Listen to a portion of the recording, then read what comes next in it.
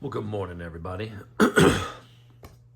Quick knife review as I go through the seemingly unending journey of trying to find the ultimate, the perfect, the one and only EDC knife.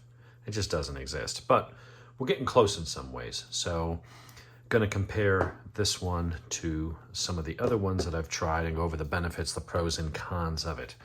So this is another one by, I don't know if it's Ruike. I've heard it pronounced both ways. I don't know which one's right. We'll just say it's Ruike. Comes in a nice box.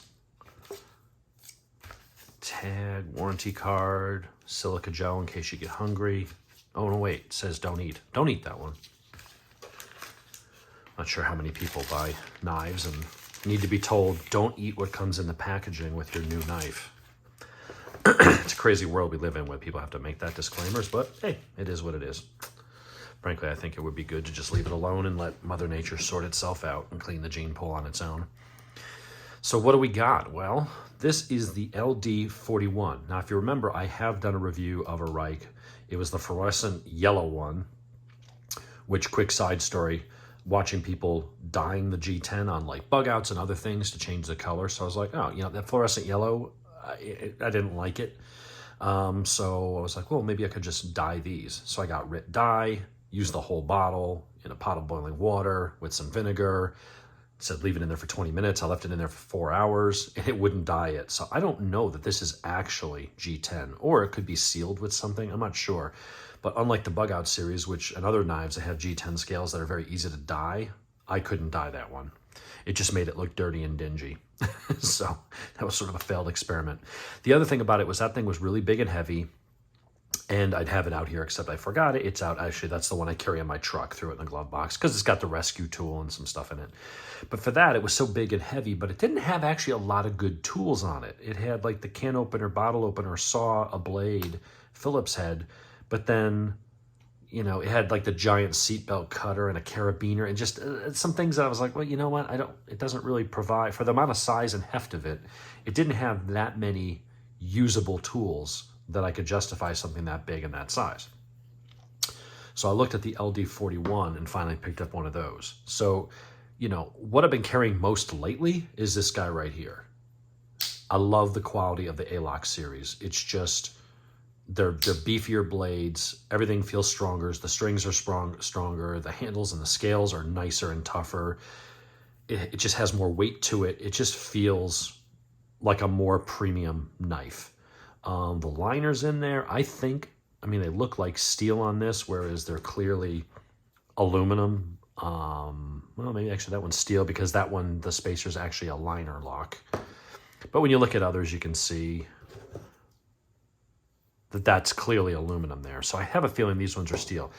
My problem with this is like everything else, I have big hands. It's handy to have, and I put up with the small, tiny size because the blade is big enough to be useful, even if it doesn't lock, even though it's not single-handed opening, because you've got, you know, you've got a saw, you've got scissors, you got other things on it and stuff. And I love these because they're one-handed opening and they're liner locks and stuff, but they're kind of big, and the amount of tools on them, I mean, it has a saw and it has a can opener and bottle opener, but for the size, again, and the heft, it just doesn't have as much. This one's pretty good, the locksmith, because we've got a locking blade. It is one-hand opening, although it depends on how you grab it. Sometimes it's a little finicky. We did reprofile the point, so it's very stabby. And it's got a good set of tools, file, things like that. It's got a saw and, you know, Phillips screwdriver and things. But it doesn't have a pocket clip. And so I've looked at the Ruike again, or Ruike or whatever. So this is the LD41. This one has single-handed opening, and as it wears in, I can flick that. So that is ahead of any of these. None of those, the one-hand opening from Victorinox will actually flick open. That one does with some authority. A little tiny bit of blade wiggle, but they all do. These are not tight up. You know, this is not like a normal tactical knife with a really tight lockup, but it's not going to close on your hand in most situations unless you're being a complete tool. It is a little bit wide. This is a full-size knife. The texturing on the G10, if you can see, is, you know, it's pretty good. It gives you good grip, but I'll say that these edges are a little, they need to be rounded in radius more. The beauty of this is that I can take one of those I can just take some sandpaper and knock the sharpness off that, And unlike plastic, where it would kind of ruin it and ruin the finish, you just wipe it off and it'll just look like this. G10's very forgiving, so you can reshape and just contour those edges just a little bit with a file or some sandpaper and really improve the comfort and take that hard edge. Because what I'm noticing here are those little edges right there are digging into that thumb there. And if I were using this, that would become uncomfortable very quickly. So other than that, a little bit of a hot spot from the clip, and we'll talk about that because I'm undecided about the pocket clip. While it sounds like a good idea on a knife this big, you might not want it. But you do have a nice high Saber ground. It's 12C27 Sandvik steel. It is a much harder Rockwell. I think it's like 58 to 60 or 56, 58, whereas the Victorinox tends to use a very soft. The Victorinox knives are very easy to sharpen, but they won't hold their edge for very long. This will hold it a lot longer, and it's pretty much just as easy to sharpen. It is a similar steel, just a harder Rockwell testing. What I like about this is for the size and heft, and it is hefty. It weighs a couple ounces heavier than the heaviest one here, which is the Locksmith. This is around half a pound. It is a little bit of a beast. I don't know that this will be your EDC knife. However, it does sport an impressive set of tools. Very sharp, stabby blade. I say very sharp. How sharp is it? Yeah. Push test. Yeah, so out of the box, that's a sharp blade. No problems there. High Saber grind, very stabby, lots of belly, good for stabbing and slicing. It's also near this edge, whereas if you look at some of the other knives, they kind of put the blade over in the middle, which does make it harder to swing it open. And it also feels just kind of weird having the blade kind of centered on a big fat handle. So here it's right here. It's right up nice and close. I feel like that's just a better location. As far as the rest of the tool set, it's actually pretty impressive. You've got your tweezers, but no toothpick. The tweezers are actually pretty good. They're better than the Victorinox tweezers. They're pretty large, good for pulling out splinters or something like that. You've got your obligatory corkscrew. You have a carbide tip glass breaker, kind of handy. You've got a small seatbelt cutter.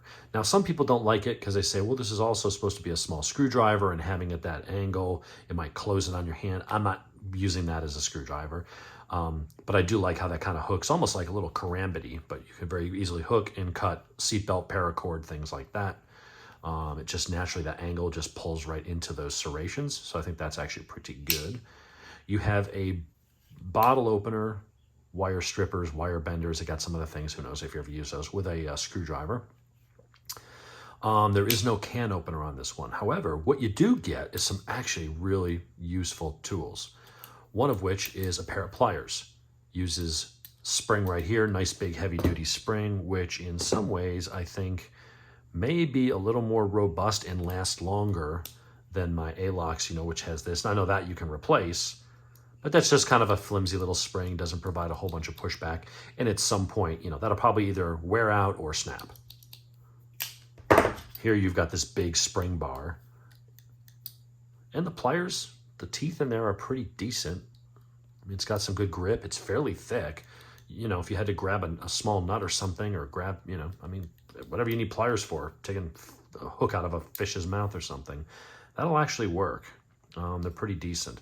The scissors, again, just a little bigger than this, but also uses that same type of heavy-duty bar here, spring bar. Seems to work pretty well. Yeah. Scissors work well.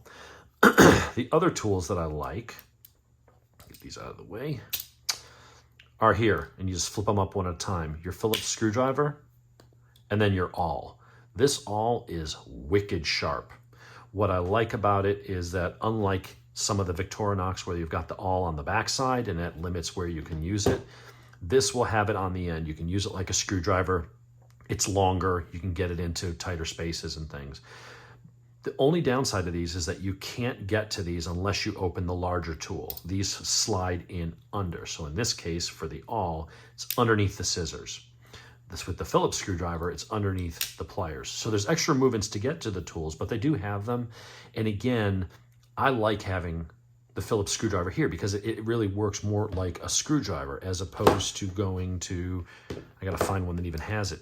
Here, I mean, you can get some leverage here, but you're very limited in where you can put that and where you can reach in and use it. Here, I could reach into something as long as the area is big enough for the knife to kind of go in, and I can get to that screw, whereas here, it's going to stop. I'm limited by whatever that 1.25 inches is. So both, I guess, have their advantages, but I actually kind of like it on the end like that. So when it comes to like an everyday set of tools here, this one's actually pretty decent. I mean, the detents in these things are strong. It doesn't lock open, but man, it snaps in there with some authority. That's not going anywhere unless you're really cranking down on something. If you can push that up out of the way, for folks that like the key ring, they have it. You can use that. It comes out, it folds out. Unlike the ones that came on here that were along this back area here that dug into my hand and I had to file and grind off. Here, if you don't want it, go ahead and push it away. Put your tools back, you're all set. So, still have to break this thing in, but being able to flick this thing open, drop of oil will probably help with that. But one-handed opening, and as it loosens up over time, being able to just kind of flick it open, having a nice blade. I mean, when you look at the blade profile of that versus, you know, one of these, you can see how much more belly it has. It's taller. It is a little bit thicker, but it's also got a nice stabby point. Now mine has a stabbier point than most Victorinox do, and it's because I reprofiled that angle right there. But from a size comparison, you know, it's actually pretty on par with some of the bigger knives here. But what you don't see in the video is the weight. That's the biggest difference. I also like that this one, the whatchamacallit, the lock, goes that direction just like most folding knives do. These, let me get one that you can open one-handed. It doesn't push away. You have to pull it and then try to, it takes a little practice to pull in one direction but push with the finger in the other because it wants to rotate in your hand. This is much more natural. Very simple to do one-handed. So what the video doesn't really show is the heft. This weighs a lot. It's an 8-ounce knife. Now, I said I like the pocket clip, but what I'm finding is that pocket clip, because this is so wide, I have a hot spot here, which I can address with sandpaper. That'll take me a minute. That, I have a little bit of a hot spot there. And what I'm finding is when you put this in the pocket, because of its size and heft and because it's so broad this way, it's so wide, I don't know that I like the way it sits in the pocket. I'd almost rather take that clip off and just throw it in the bottom of my pocket where it'll sit with like how these sit. I mean, none of these have pocket clips. So as I'm getting used to not having a pocket clip, you know, these being more tools and not, you know, tactical type knives, I'm kind of feeling like, maybe I'll get rid of that and reduce the width a little bit and how much it prints in my pocket, and then leave it at that. So all in all, very cool knife. The quality's nice, feels good in the hand. The tools are really nice, and it's a nice tool set. It's better than the one I had before, the LD41B rescue tool. For that size and heft, it just didn't have that many everyday usable tools. I'm finding uses for scissors and for a set of pliers and stuff all the time. Screwdrivers, things that you actually use, and people will carry Leatherman for. But here I've got a normal, proper, tactical, not tactical, but a useful, practical, good blade that I could use for a variety of things. One hand opening, nice stabby point, good for slicing. It has a little bit of a thumb ramp here, but there's no jimping or anything. And I've actually got like a small precision set of files. I'm probably going to put this in a, tape it up, put it in a vise, and I'm probably going to put some file lines, and I'm going to put a little bit of jimping on the back of that blade. I think that if I put it in a vise like this by the blade, just let this kind of hang, I could put in some nice little lines, either with the Dremel, or if I want to be careful and not, because the Dremel, you know, it's very easy to make a mistake. I may just go ahead and put some grooves there, just give that little bit of jimping, because when it folds, it's not going to be in the way there. I think that'll actually make it nice. But that's the Ruike. You can pick these up for like 50-something bucks. The quality, to me, feels as good as any of these. You know, Victorinox is sort of like the benchmark in this segment, but, you know, the Alox, I think, is the premium. I think that's probably what feels the best out of any of the Victorinoxes. But this feels as good or better than any of these other ones. The plastic having G10 instead of plastic, the harder steel, having it be single-handed opening and having the liner lock work the way you would expect a liner lock to work, not the opposite direction.